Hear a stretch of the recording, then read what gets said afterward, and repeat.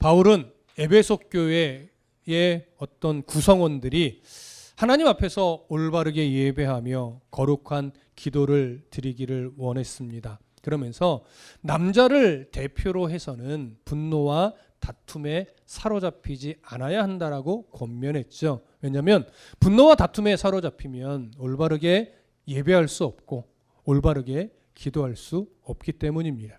그리고 여자들에게는 외적 치장에 집중하지 말고 내면을 아름답게 꾸미는 것에 더 집중할 것을 권면했지요.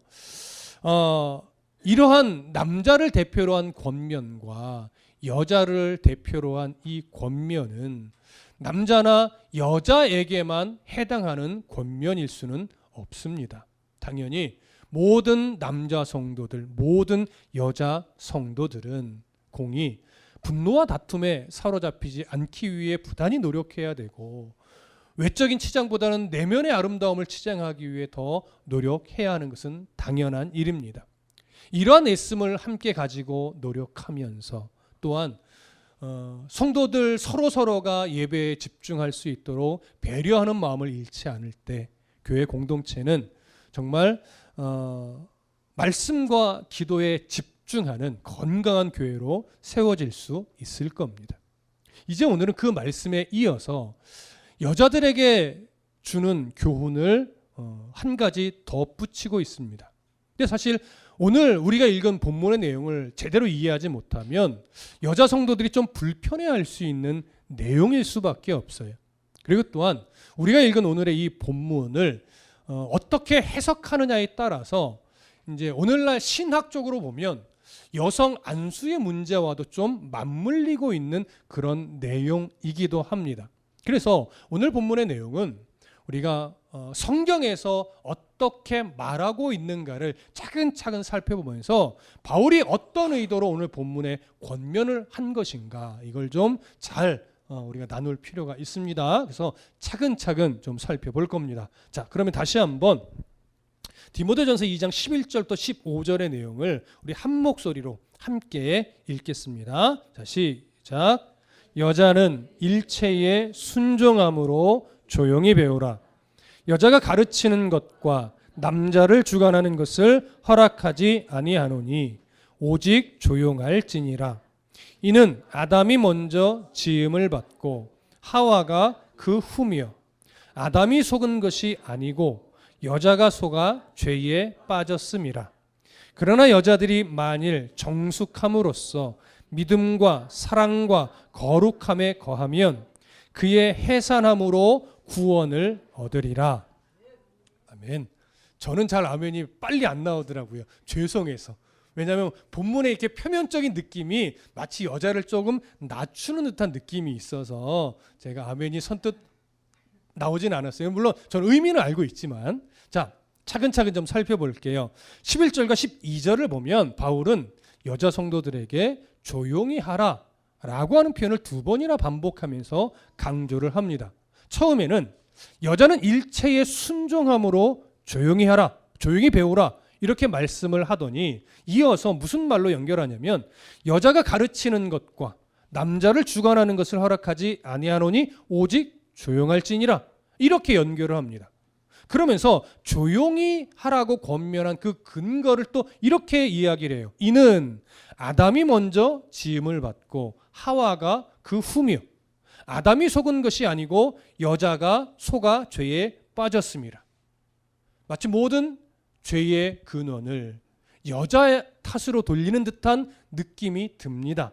그러나 과연 정말 그런 의미인지는 우리가 확인을 해봐야 되겠죠. 자, 바울은 왜 에베소 교회의 여자 성도들에게 조용히 하라고 강조한 것일까?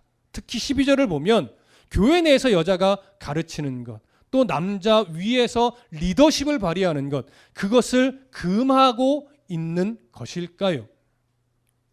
이 부분을 우리가 이해하기 위해서는 정말 교회 내에서 여자가 가르치는 것, 그리고 여자가 때로는 남자 위에서 어떤 리더십을 갖는 것이 정말 문제인가? 바울은 이런 부분을 정말 자신의 신학적 입장으로 갖고 있는가? 바울은 정말 여자들이 교회 내에서 가르치는 것과 남자들 위해서 리더십을 발휘하는 것을 좋지 않게 보고 있는가? 이 부분을 먼저 확인해 볼 필요가 있습니다. 그러니까 오늘 본문에만 매이는 것이 아니라 여러 성경 본문에 바울은 어떠한 기준을 갖고 있는가, 그걸 먼저 확인을 해 봐야 되겠죠. 그래서 성경을 조금 찾으셔야 돼요. 먼저 사도행전으로 가봅니다. 사도행전 18장으로 가볼게요. 신약성경 사도행전 18장 24절부터 26절까지입니다. 신약성경 18장 24절부터 26절까지. 자, 찾으셨으면 우리 함께 읽겠습니다. 24절부터 26절까지 시작. 알렉산드리아에서 난 아볼로라 하는 유대인이 에베소에 이르니 이 사람은 언변이 좋고 성경에 능통한 자라. 그가 일찍이 주의 도를 배워 열심으로 예수에 관한 것을 자세히 말하며 가르치나 요한의 세례만 알 따름이라. 그가 회당에서 담대히 말하기 시작하거늘 브리스길라와 아굴라가 듣고 데려다가 하나님의 도를 정확하게 풀어 이르더라. 자, 여기 보니까 아볼로라고 하는 학자가 등장을 하고 브리스길라와 아굴라라고 하는 부부가 등장을 합니다. 우리가 알고 있다시피 아볼로라고 하는 인물은요, 엄청난 석학이었어요. 그러니까 바울만큼 신학적 또 학문적 수준이 높았던 인물이고, 바울보다 언변력이 뛰어나서 한때는 바울이 아볼로야 내가 있는 곳으로 좀 와서 네가 좀 대신 설교해 달라라고 말할 정도로 언변력까지도 탁월했던 그런 인물입니다. 이런 인물이 오늘 성경은요, 다른 것은 다 탁월한데 한 가지가 약했어요. 뭐예요? 바로 하나님의 도를 정확하게 몰라요. 요한의 세례만 알고 있었던 거예요.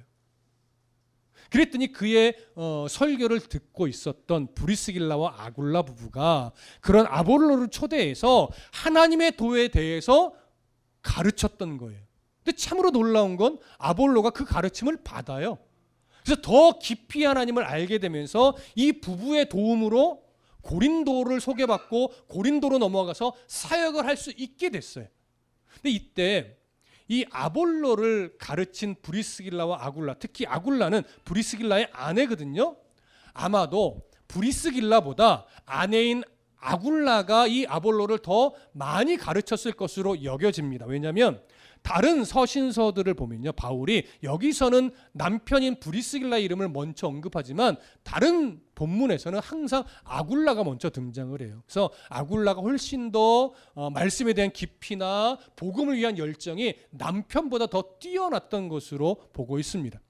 이런 것을 볼 때 지금 바울은요, 아볼로라고 하는 인물에게 하나님의 도를 더 깊이 가르치는 그 역할을 브리스길라와 아굴라가 했다고 하면서 다른 어떤 성경 본문과 맥락을 같이 좀 연결해 보면 아굴라가 더 열심히 가르쳤을 것으로 여겨지는데, 바울이 여자인 아굴라가 아볼로를 가르치는 것에 대해서 지금 불편하게 여기는 내용이 전혀 아니에요.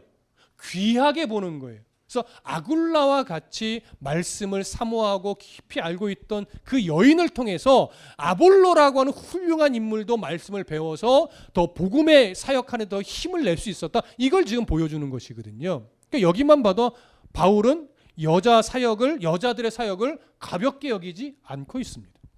또 한 구절 좀 찾아볼까요?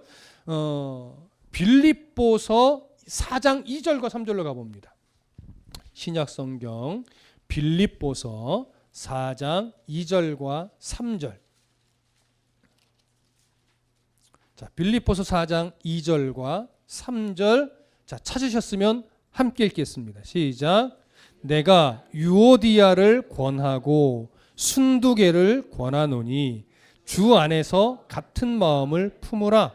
또 참으로 나와 멍에를 같이 한 네게 구하노니 복음에 나와 함께 힘쓰던 저 여인들을 돕고 또한 글레멘드와 그 외에 나의 동역자들을 도우라. 그 이름들이 생명책에 있느니라. 자, 여기 보면 두 여인의 인물이 나와요. 유오디아와 순두개. 자, 이 두 여인은 빌립보 교회가 세워질 때부터 빌립보 교회를 세웠던 루디아와 함께 복음의 일꾼이 되어서 빌립보 교회의 어떤 리더십을 가지고 열심히 복음을 위해 사역했던 인물이고, 지금 바울은 이러한 어떤 유오디아와 순두계를 높이고 있는 거예요. 물론 오늘 본문은 이들의 어떤 다툼의 문제를 해결하는 부분도 있지만, 기본적으로 바울은 이 두 여인의 리더십을 갖고 사역하는 이 일들을 존귀하게 여기며 높여주고 있는 겁니다. 또한 이들과 함께 빌립보 교회를 세우는 그 출발점이 됐던 루디아 또한 바울이 정말 존경하고 높이는 여인 중에 한 분이지. 여기서도 보면 바울은 여성 사역자를 절대 남성 사역자들에 비해서 낮게 보거나 불편하게 여기는 모습은 전혀 없다는 것 우리가 알 수 있습니다. 자, 또 한 구절 볼까요? 로마서로 가보겠습니다. 사도행전 다음에 있는 로마서 16장으로 가봅니다. 로마서 16장 1절. 로마서 16장 1절입니다. 우리 함께 읽겠습니다. 시작. 내가 겐그레아 교회의 일꾼으로 있는 우리 자매 베베를 너희에게 추천하노니. 겐그레아 교회의 남자들도 많습니다. 그럼에도 불구하고 바울은 지금 베베를 이야기를 하죠. 교회의 일꾼으로 높이고 있는 겁니다. 그리고 지금 찾은 로마서 16장의 6절을 보겠습니다. 6절 함께 읽습니다. 시작. 너희를 위하여 많이 수고한 마리아에게 문안하라. 여기도 일꾼으로서 열심히 헌신했던 마리아를 바울이 높이고 있습니다. 또 로마서 16장의 12절을 보겠습니다. 함께 읽습니다. 시작. 주 안에서 수고한 드루베나와 드루보사에게 문안하라. 주 안에서 많이 수고하고 살아가는 버시에게 문안하라. 여기에 언급된 드루베나와 드루보사도 참 교회에 충실한 일꾼이었고, 바울은 이 두 여인을 높이고 있는 것입니다. 자, 이런 어떤 빌립보서나 로마서나 또 사도행전에 기록된 내용들을 볼 때 바울은 절대 여성 사역자들을 가볍게 보거나 그들의 사역을 남성들의 사역에 비해서 더 낮은 사역으로 여기지 않는다는 것을 우리가는 알 수 있습니다. 그러니 바울은 자신의 어떤 신학적 입장도 그렇고 자신의 사역적인 입장도 그렇고 여성 사역과 남성 사역을 절대로 구별하거나 구분하지 않습니다. 오히려 열심을 내는 여성 사역자들을 더 높이고 존귀히 여기는 것을 알 수 있습니다. 그렇기 때문에 오늘 디모데 전서에서 바울이 에베소 교회의 여자 성도들을 향해서 조용히 하라 라고 하는 이 표현을 두 번이나 반복하면서 강조하는 것은요, 바울의 어떤 신학적 입장을 말하는 것이 아님을 알 수 있어요. 또한 보편적인 어떤 여러 교회들에게 적용되어야 하는 그런 보편적인 진리를 말하는 것도 아님을 알 수 있어요. 그렇기 때문에 지금 바울이 에베소 교회의 여성도들에게 하는 말은요, 그 당시 에베소 교회에 일어난 어떤 특수한 상황으로 인해서 그 상황을 정리하고 어떤 바른 위치를 잡기 위해서 특별한 상황에 의해 전하는 교훈이라고 봐야 하는 겁니다. 무슨 말씀 이해되시죠? 그러면 지금 에베소 교회에는 사실 여러 가지 어려움과 문제점이 있지만, 바울이 이 디모데 전서를 시작할 때 디모데에게 말했던 에베소 교회의 가장 큰 문제점은 뭐였나요? 바로 거짓 선생들에 대한 문제였어요. 거짓 선생들, 특히 율법주의적 거짓 선생과 영지주의적 거짓 선생들이 이 기독교적 올바른 진리를 자꾸 훼손하면서 왜곡된 가르침을 계속 강조하면서 어떤 종교적 행위 이런 것에 자꾸 초점을 두어서 이야기를 했던 거죠. 그런데 그런 인간의 행위를 강조하는 것은요, 사실 사람이 갖고 있는 종교성에 많이 부합해요. 이방인들이 자신들의 열심을 신에게 보임으로 말미암아 신의 감동을 이끌어내서 내가 원하는 소원들을 성취하고자 하는 그런 종교성으로 모든 우상 숭배가 이루어지잖아요. 그게 사람이 갖고 있는 종교성을 이용하는 거예요. 그러니까 아무리 하나님을 믿고 예수 그리스도를 믿는다 하더라도 우리 안에는 종교성이라는 게 있어요. 그래서 우리는 그 종교성을 누르는 싸움을 하는 거예요. 말씀을 근거로 해서. 그런데 이런 거짓 선생들은요, 우리 안에 있는 그런 종교성을 계속 간지럽히는 거예요. 그러면서 그 종교성들을 자꾸 불러일으키면서 성경에서 말하고 있는 기독교적 진리를 조금씩 훼손시키는 거죠. 그러다 보니까 에베소 교회 안에 어떤 문제점들이 발생했냐면 진리에 대한 다툼이 일어나면서 변론, 싸움이 자꾸 일어나는 거예요.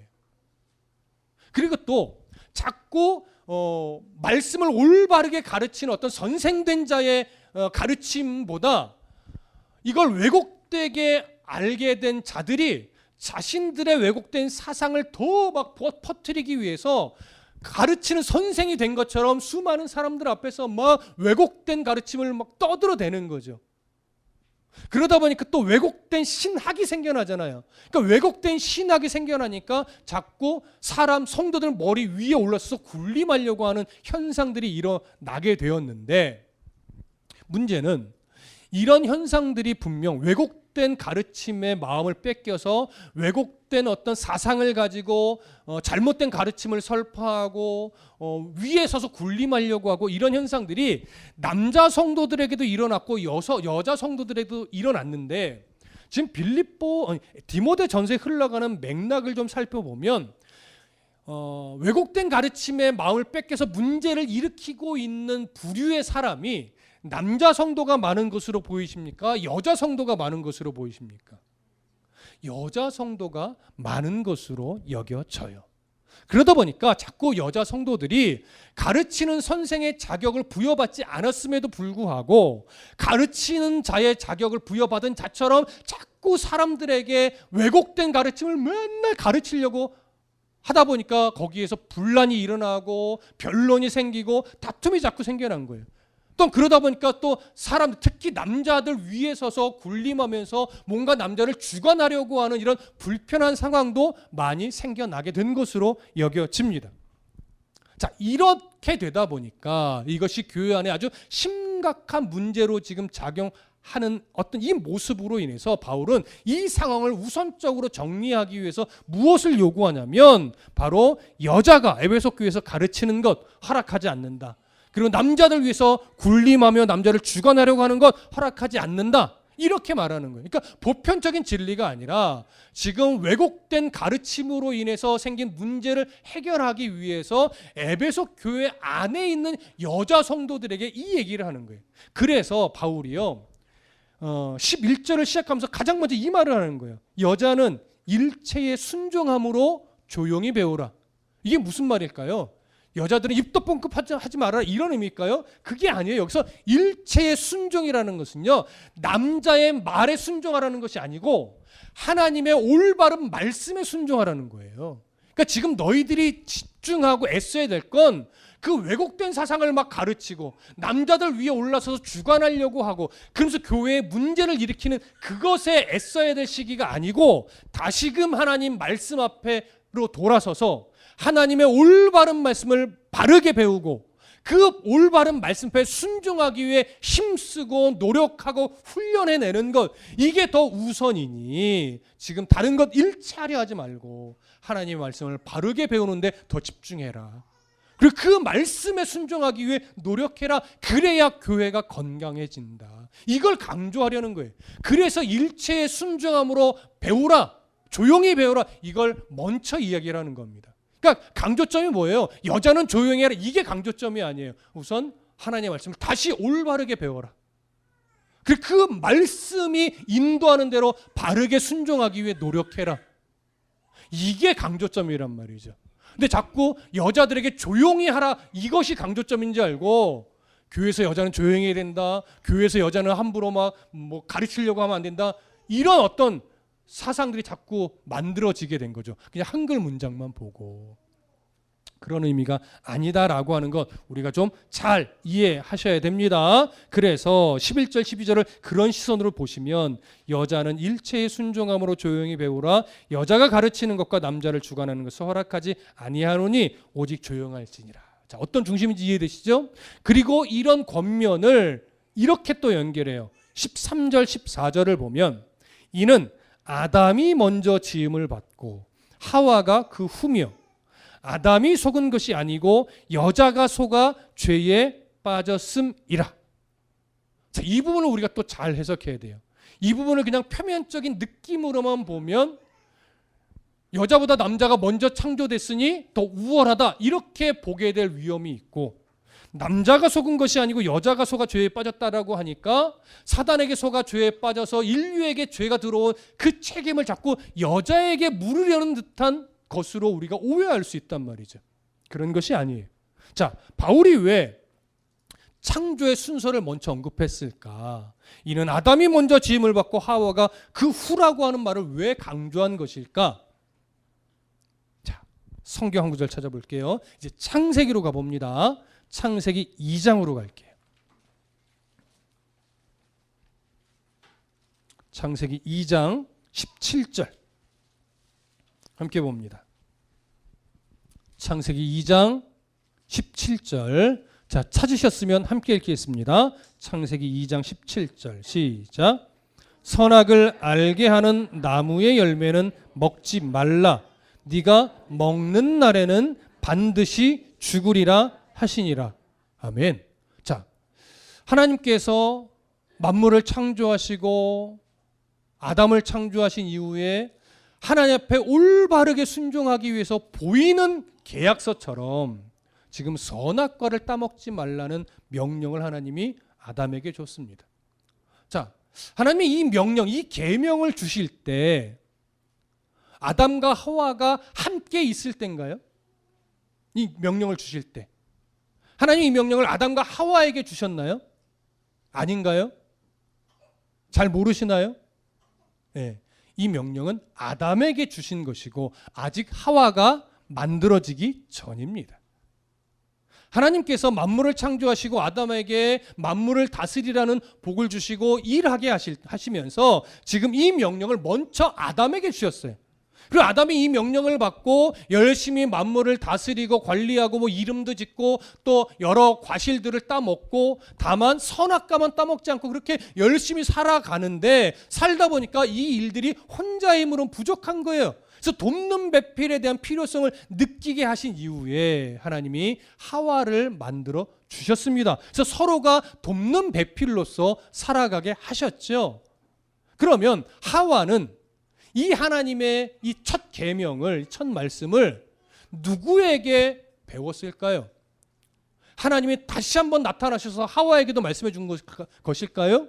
그렇지 않죠. 그 하나님의 계명을 누구에게 전해서 배운 거예요? 아담에게 전해 듣고 배운 거예요. 하나님이 이렇게 말씀하셨어. 그러니 우리는 저 선악과만 따먹지 않고 나머지 모든 과실들을 따먹으며 만물을 관리하고 다스리면 돼. 이렇게 가르쳐 줬을 거란 말이죠.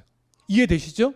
자, 이렇게 해서 아담과 하와는 하나님의 계명을 눈앞에 두고서 열심히 자기 삶을 살아갑니다. 얼마나 살아가고 있었는지 몰라요. 성경이 말하지 않으니까. 그렇게 살아가는 중에 이제 사단이 뱀에게 역사해서 이제 사람을 속이게 됩니다. 근데 뱀이 그 속임의 대상으로 누구를 선택했어요? 아담 아니죠? 하와를 선택했어요. 그러면 사단이 왜 여자인 하와를 속임의 대상으로 선택한 것일까요? 학자들 중에는요, 이렇게 많이 말해요. 남자에 비해서 여자가 말에 많이 휩쓸리고 종교성이 많기 때문에 그런 성향을 이용하기 위해서 여자인 하와를 선택한 것이다. 굉장히 많은 학자들이 그 얘기를 해요. 여러분은 어떻게 생각하십니까? 동의되시나요? 물론 일면 보편적으로 보면 남자보다 여자들이 종교성이 있는 건 사실 맞지요. 대부분의 교회를 보면 남성도보다 여성도들이 훨씬 많습니다. 저희 교회는 남성도들이 많은 편에 속해요. 그래도 여성도들이 훨씬 많죠. 그래서 일면 맞는 말이긴 하나 사단이 정말 그런 여자의 성향 때문에 하와를 선택했다, 이 말에 저는 동의가 안 돼요. 잘 보시면 아담은 하나님에게 이 계명을 직접 받았어요. 그렇죠? 선악과 따먹지 말아라. 먹으면 반드시 죽는다. 근데 하와는 전해 들었어요. 그러면 이 하나님의 말씀을 왜곡시켜서 속이기에 아담이 편할까요? 하와가 더 수월할까요? 하와가 훨씬 더 사단의 간교한 속임수에 넘어가기 쉬울 거예요. 왜? 전해 들었으니까. 그런 이유로 하와를 선택한 것으로 여겨져요. 저는 그게 옳다라고 생각이 듭니다. 그렇다면 지금 창조의 순서를 언급한 건 남자의 우월성을 강조하기 위해서 순서를 이야기한 걸까요? 그렇지 않죠. 하나님의 계명을 아담은 먼저 창조되어 직접 받았고 하와는 나중에 창조되어 아담으로부터 전해 들었기 때문에 하와는 하나님의 말씀을 알고는 있었지만 분명한 확신은 아직 갖기 어려웠을 것을 보여주기 위해서 이 표현을 한 것으로 보는 것이 훨씬 더 문맥상 자연스럽습니다. 이해되시나요? 그래서 지금 창조의 순서를 언급한 것이지, 이것이 뭐 남자가 더 여자보다 우월하다거나 먼저 창조됐으니까 여자는 남자에게 순종해야 된다, 이걸 말하고 싶은 것이 아니란 말이죠. 그래야 지금 문맥의 흐름상 충돌이 되지 않아요. 그러니까 여기서 강조되는 것은 하와가 아담에게 하나님의 명령을 전해 들어서 하나님의 말씀에 대한 신뢰감이 부족했다라고 하는 부분을 지금 드러내는 것으로 여겨집니다. 그렇다면 이 말씀에 이어서 오늘 본문 그 14절에 또 무슨 말씀으로 연결을 하죠? 아담이 속은 것이 아니고 여자가 속아 죄에 빠졌음이라, 이렇게 표현했어요. 그럼 이것은 뭐가 강조된 표현이겠습니까? 바로 지금 우리가 나누었던 대로 하와가 아담에게 말씀을 전해 들었기 때문에 사단의 속임수에 넘어가서 결국은 하나님 앞에 불순종을 하게 되었다, 이것을 강조하는 거죠. 무슨 말씀 이해되십니까? 그래서 하와가 속았다는 것을 말하는 것이지, 이게 아담은 죄가 없고 하와는 죄가 있다, 이걸 말하고 싶은 것이 아니에요. 그러니까 결국은 하나님의 말씀을 바르게 배우고 바르게 알아서 올바른 확신을 갖는 것이 얼마나 중요한가, 이걸 말하고 싶은 거예요. 그러니까 하와는 그게 약했다는 거죠. 그러면 여기서 이제 한 가지 더 정리합시다. 하와가 그 사단의 말에 속아서 결국 불순종하여 선악과를 따먹었단 말이에요. 그러면 하와의 불순종에 있어서 아담은 책임이 없을까요? 책임이 있나요? 어떤 면에서 있나요? 저의 창세기 강의 첫 번째 책을 보면 확실하게 아실 수 있겠죠? 그러나 지금 또 필요한 부분은 말씀을 드리겠습니다. 자, 보십시오. 창세기 3장으로 다시 한번 가봅니다. 창세기 3장 6절을 볼게요. 창세기 3장 6절, 자, 함께 읽습니다. 시작. 여자가 그 나무를 본즉 먹음직도 하고 보암직도 하고 지혜롭게 할 만큼 탐스럽기도 한 나무임지라. 여자가 그 열매를 따먹고 자기와 함께 있는 남편에게도 주매 그도 먹은지라. 자, 여기 보니까 여자가 그 열매를 따먹고 자기와 함께 있는 남편에게도 주어서 그 아담이 먹게 되었대요. 그러니까 우리가 보편적으로 어떻게 생각하냐면 하와가 사단과 대화할 때, 그리고 그 말에 속아서 선악과를 따먹을 때 그 자리에 아담이 없었다고 생각해요. 그러니까 아담은 모르고 있는 거예요. 모르고 있는 상태에서 이미 따먹었는데 하와가 어느 순간 딱 와가지고 이거 먹어봐, 내가 먹어봤는데 맛있어. 그랬더니 아담이 정말이야? 하고 받아 먹은 것처럼 생각해요. 그러니까 아담은 억울하다, 이렇게 생각하는 것이 많은 이들의 갖고 있는 생각이에요. 그래, 정말 아담이 그 자리에 없었는가, 이건 좀 생각해 보실 필요가 있겠죠. 자, 3장 6절에 보면 이 표현이 나옵니다. 자기와 함께 있는 남편에게. 여기 자기와 함께 있는 남편이란 표현을 히브리어 문법적 내용으로 좀 들어가서 보면 여기는 어떤 의미가 담겨 있냐면요, 자기와 함께 있는이라는 표현은요, 손을 뻗으면 닿을 거리에 있는, 이런 의미가 됩니다. 그러니까 아담은요, 하와가 선악과를 먹고 있는 그 순간에 손을 뻗으면 닿을 거리에 있었다라고 하는 의미로 보는 것이 더 옳습니다. 그럼 더 나아가서 하와와 사단이 대화하는 그 때는 옆에 아담이 있었을까요, 없었을까요? 저는 있었다고 봅니다. 그렇다면 잘 들으세요.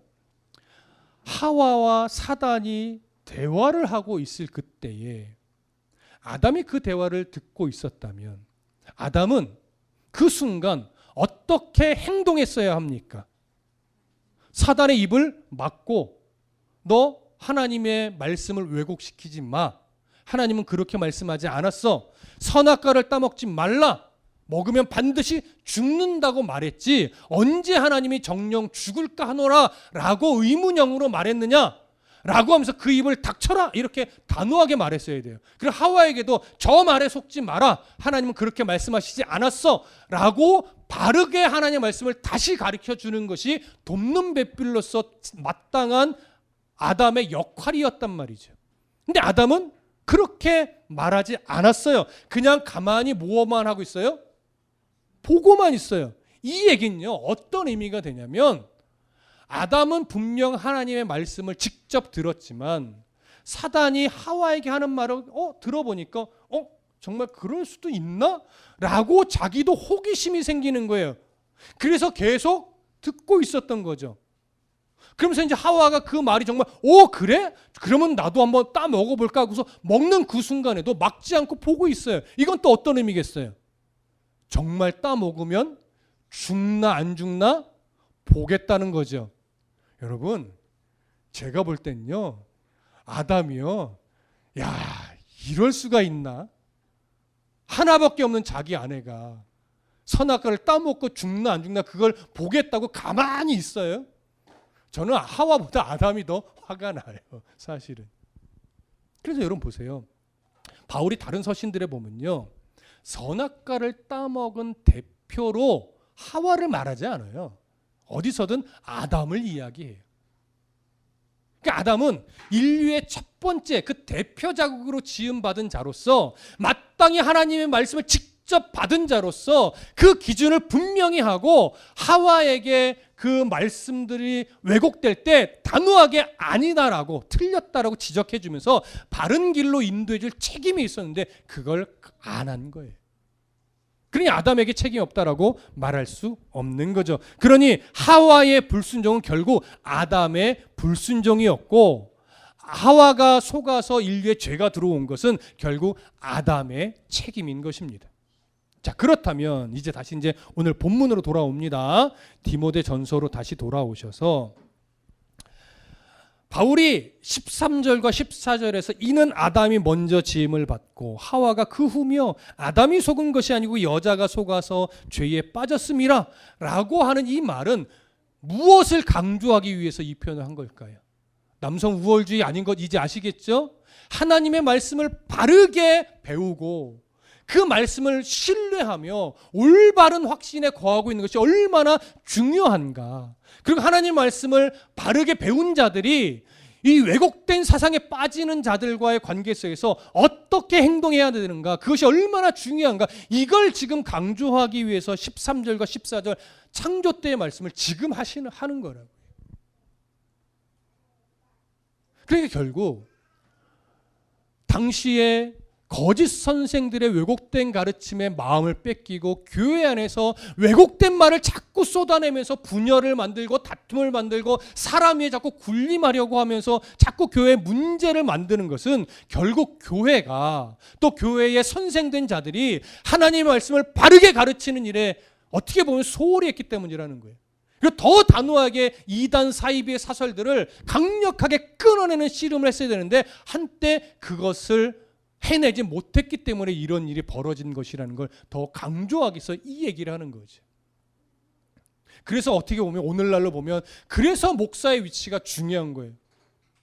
목사가 교회의 어떤 말씀의 리더자로서 말씀을 바르게 가르치는 일에 최선을 다하지 않는다면요, 교회는 어느 순간 이단 사이비에게 휩쓸려서 넘어가는 건 사실 시간 문제예요. 지금도 여전히 그렇지만 한국 교회가 이단 사이비로 인해서 특히 신천지례노에서 얼마나 큰 타격을 입었습니까? 얼마나 많은 성도들이 신천지의 가르침이 정말 진리인 줄 알고 간 성도들이 얼마나 많습니까? 여러분, 그건요 변명의 여지가 없어요. 목사들이 하나님의 말씀을 올바르게 가르치지 않아서 그래요. 설교는 하는데 성경을 안 가르치니까. 하나님의 올바른 마음을 전해야 되는데 자꾸 목사의 개인 사상이나 자기 욕심을 가지고 설교라는 명분을 가지고 하지 말아야 될 말과 하지 말아야 될 행동들을 하니까 많은 이들이 하나님을 보지 못하는 거예요. 성경을 통해서. 그러니까 신천지와 같은 이단 사이비들이 자신들은 성경만 말한다라고 하면서 성경을 왜곡시키는데 분별력이 없으니까 끌려가는 거죠. 성경을 성경답게 봐야 되고 성경을 성경답게 가르쳐야 되는데 이것에 게으르니까 여러분 선지자들이 그 말을 하잖아요. 많은 이들이 죽어간다. 음식이 없어서 죽어가는 게 아니다. 말씀이 없어서 죽어간다. 그게 선지자들의 말이잖아요. 오늘날 다를까요? 교회들이 죽어간다면요, 그건요 목사들이 말씀을 안 가르쳐서 그런 거예요. 설교로 안 해서가 아니라 말씀을 안 가르쳐서. 오늘날 우리 긴장하셔야 되고 각성해야 되고 목사든 성도든 내가 하나님의 바른 말씀을 배우고 바르게 확신에 거해야 흔들리지 않고 그 흔들리지 않는 믿음이 자녀들에게도 유산으로 물려간다는 거 여러분 잊지 마셔야 됩니다. 자, 그래서 바울이 이 이야기를 하는 거고요. 마지막 15절 볼까요? 함께 읽습니다. 시작. 그러나 여자들이 만일 정숙함으로써 믿음과 사랑과 거룩함에 거하면 그의 해산함으로 구원을 얻으리라.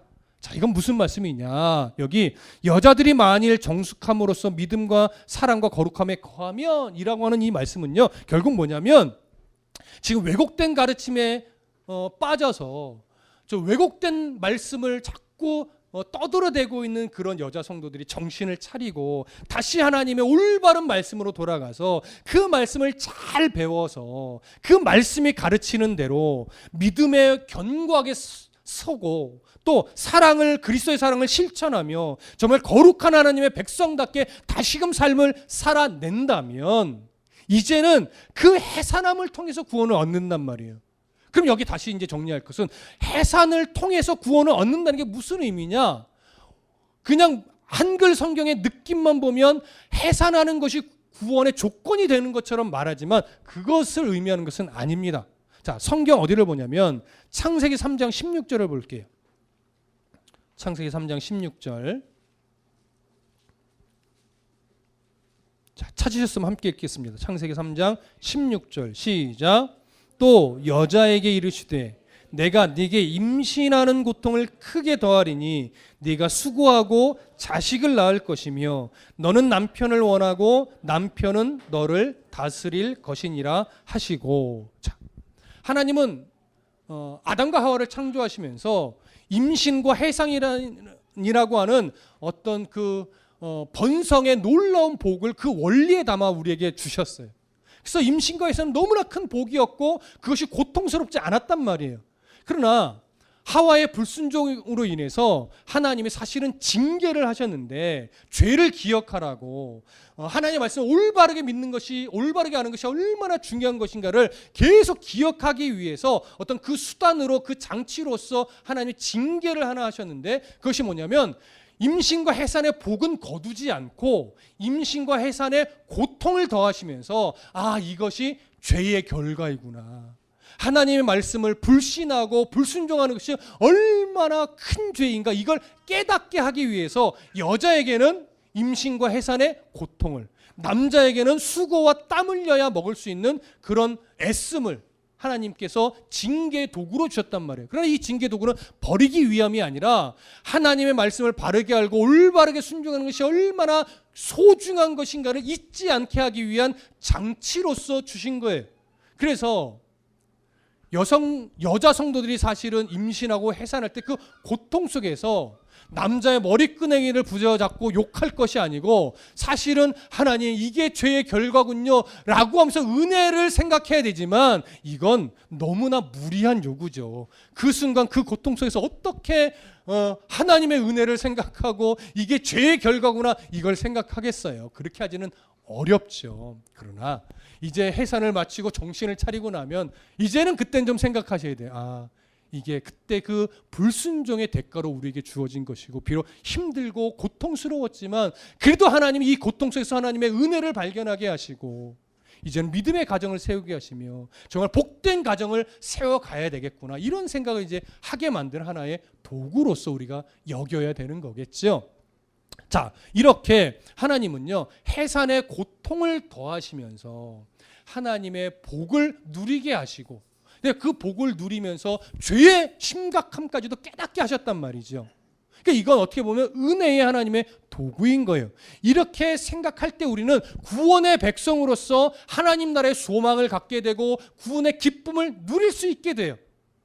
그런 차원에서 바울은 그의 해산함으로 구원을 얻으리라는 표현을 한 거예요. 이건 이제 다시금 우리의 신분이 바뀌어서 구원의 조건으로서 제시하는 것이 아니란 말이죠. 그리고 또 하나의 의미는 뭐냐면 3장 15절을 보세요. 창세기 3장 15절. 자, 함께 읽습니다. 시작. 내가 너로 여자와 원수가 되게 하고 내 후손도 여자의 후손과 원수가 되게 하리니 여자의 후손은 내 머리를 상하게 할 것이요 너는 그의 발꿈치를 상하게 할 것이니라. 이것이 원시복음으로 하나님 주신 거잖아요. 사단은 그 여자의 후손으로 올 메시아를 대적하겠지만 결국 그 대적함은 발꿈치를 상하게 만드는 경미한 상처밖에 입히지 못할 것이고, 그러나 여자의 후손으로 오시는 메시아는 그 사단을 완전히 짓밟아 멸망시킴으로 말미암아 이 죄의 문제를 해결하고 구원을 완성하실 것이라고 하는 복음을 담아놓은 거예요. 그러니까 이 복음이 사실은 여자들이 해산하는 일을 통해서 바라보는 구원의 소망이죠. 하와는 그 후손이 일찍 올 거라 착각했지만 사실은 역사를 거슬러서 하나님이 인류를 다듬어 가시는 중에 있기 때문에 대략 2000년 전 예수님의 성육신과 십자가의 죽으심과 부활로 말미암아 이 구원이 성취가 됐고, 이제 승천하신 예수 그리스도가 다시 오실 그때 이 구원은 완성될 겁니다.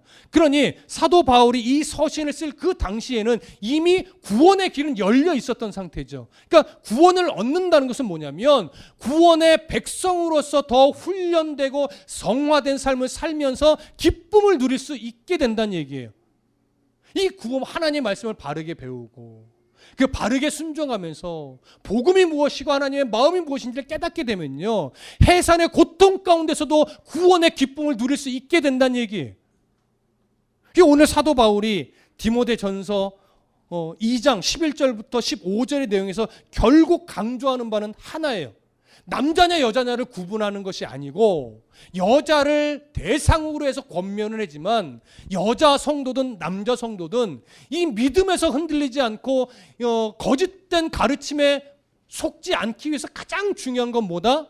하나님의 말씀을 바르게 배우는 거다. 그리고 그 바르게 배운 그 말씀에 일체의 순종함으로 살아내는 거다. 그러면 우리 안에 구원의 감격이 사라지지 않을 것이고 하나님 나라에 대한 소망이 흔들리지 않을 것이며, 비록 힘들고 어려운 현실은 살아내겠지만 그 고된 인생 속에서도 얼마든지 은혜롭게, 얼마든지 감사함으로, 얼마든지 기쁨으로 살아낼 수 있으니 하나님 말씀 앞에 일체의 순종함으로 배우며 살아내라. 이걸 바울이 강조하는 거예요. 여기에 절대 남성 우월주의 없고 여자를 낮추거나 비하하는 내용이 없습니다. 오늘 우리는 다시 한번 마음에 결심하셔야 돼요.